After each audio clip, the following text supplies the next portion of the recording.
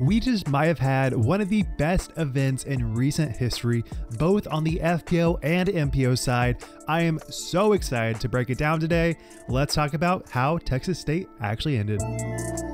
So on FPO, you could definitely see that this course and layout was just a little bit easier than MPO, and that allowed for a bunch of holes to be very birdieable for the top players. So while it was definitely an easier layout, it was still incredibly interesting, with Ohn, Anniken, Steen, and Kristin dominating the field, with the leader winning by 11 strokes over 4th place. So going into the final round, it was definitely looking like it might be a battle between Ohn and Anniken, because you think, oh yeah, this is probably going to be an event where Kristin dominates once more. But while she did dominate, but at many points it looked like she was not even in the race to take it down. And that is because Ohn was playing very, very good for the first 2 rounds, but then the final round, it just seems like her game was just a little bit off. She still has that amazing ability to throw that crazy overstable forehand, have it skip up to the basket. She did that a lot, but the main thing holding her back was her C2 putting, which does not seem to be like a trend for Ohn. You typically think in those high stress moments, she jams in her circle 2 putts, but that is basically what kept her from being in contention, with all 8 C2 putts missed in her final round. Now with that said, she still had amazing putting for round 1 and 2. She made 10 of 13 circle 1 putts in the final round, but ultimately her final round was just lackluster with a measly 974. But with that said, she still finished with only 1 bogey the entire event, so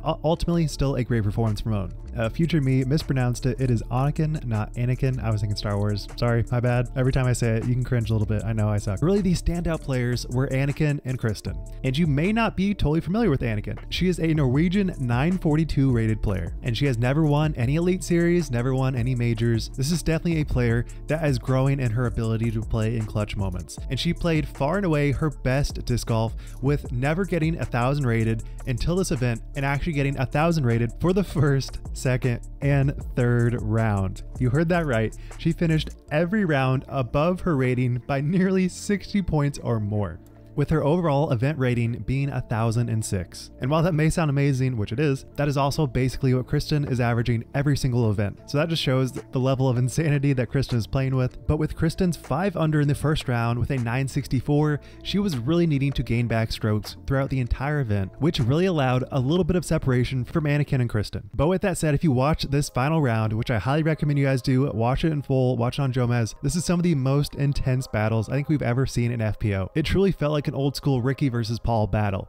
where like one player would birdie, the next player would birdie, and the next hole Anniken would par and Kristin would birdie, or the inverse. It was just an insanely good round with insanely good putts. There was no point that Anniken really looked stressed about her putt. It was so dialed in. Kristin's putt was dialed in. Even with the wind, even with so much stress, it looked like neither of them really were that concerned about faltering under this kind of pressure. And then going into hole 18, it looked like we were going to get a playoff, because if Kristin took down a birdie and Anniken took a par, they would have been tied at 29 under. But ultimately, Kristin just threw it a little bit too straight, went OB long, missed her putt from the drop zone, and takes a bogey, allowing Anniken to just pitch up for her first Elite Series win.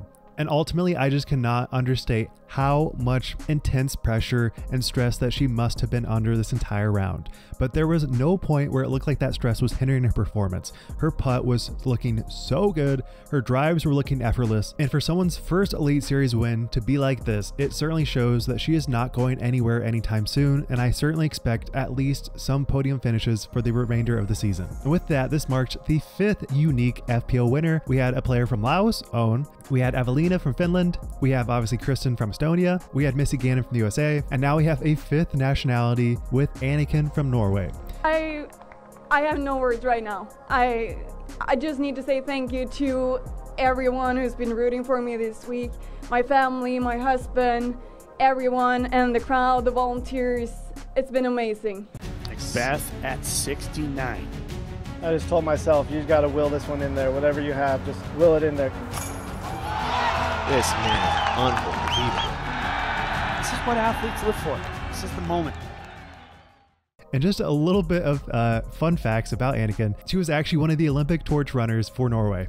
Just very unique and cool, and I thought that was just super interesting. But with that said, we have even more interesting disc golf on the MPO side. So let's get into it. I cannot understate how amazing Anthony Barela's round 2 truly was. It looked like he might have a chance to get a perfect round. With 16 under, including 1 missed circle 1 putt, this is truly some of the best disc golf I think we have ever seen. Not even just just for AB, I mean just in general, this is some of the best disc golf we have ever seen. With an 1106 rating for his round 2, this is just insanity. And it does definitely seem like a course that lines up very well for Anthony Barela's shot shaping and his ability to throw super consistent distance lines that seem to drop right next to the basket, and he has that low speed down tempo throw that seems to just drop right next to the basket. That consistent pattern really allowed him to birdie so many holes. It looked so effortless, and then when he did have to make some incredibly difficult and stressful circle 2 putts, he jammed it in even when it seems like the basket didn't want to give it to him. So after his insane round 2, it was looking like, okay, it's probably going to be a walk-in for Anthony Barela, but that was ultimately not the case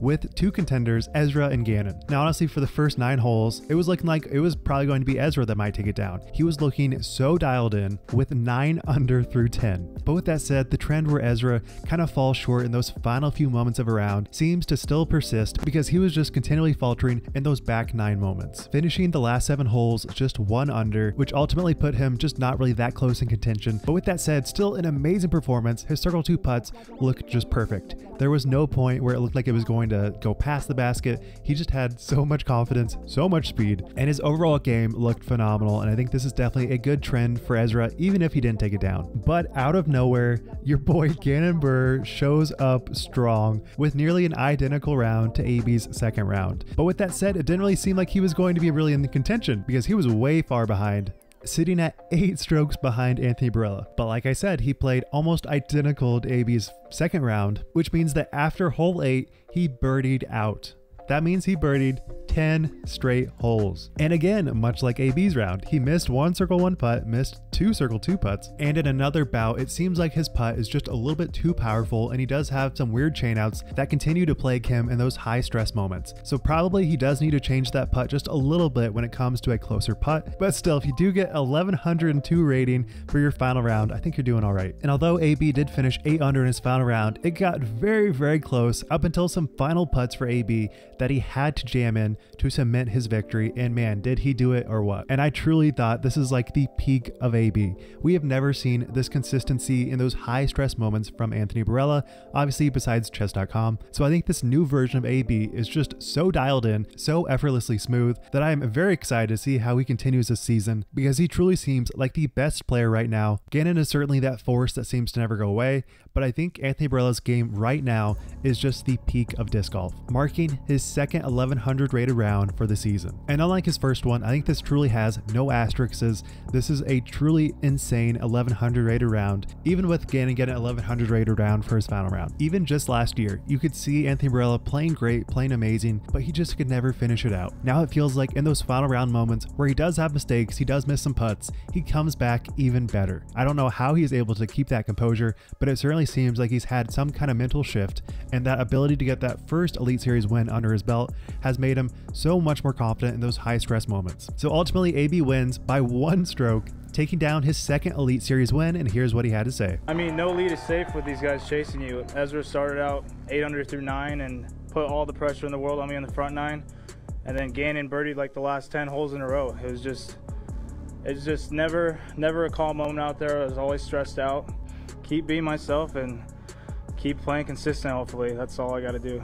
So overall, this is probably one of my favorite events I've seen in recent history besides the Nicholas win. I think that was just amazing. I don't know if anything is going to beat that for my 2024 season, but overall, just such great disc golf. Even if the course didn't feel super interesting, I loved all these insane moments that got down to the wire, and it looked like any single player could win. It is just insane, and I love to see that kind of parity. With that said, some very interesting people that did not make the cash: Nicholas, Drew Gibson, and KJ. So with that said, thank you so much for watching, and be sure to subscribe because once again, I have so much interesting content coming that I am just waiting to edit because I've been so busy. I just got destroyed in my first B tier of the year, so feeling good about that. But with that said, be sure to follow for more. Wild Runs, signing out. Peace.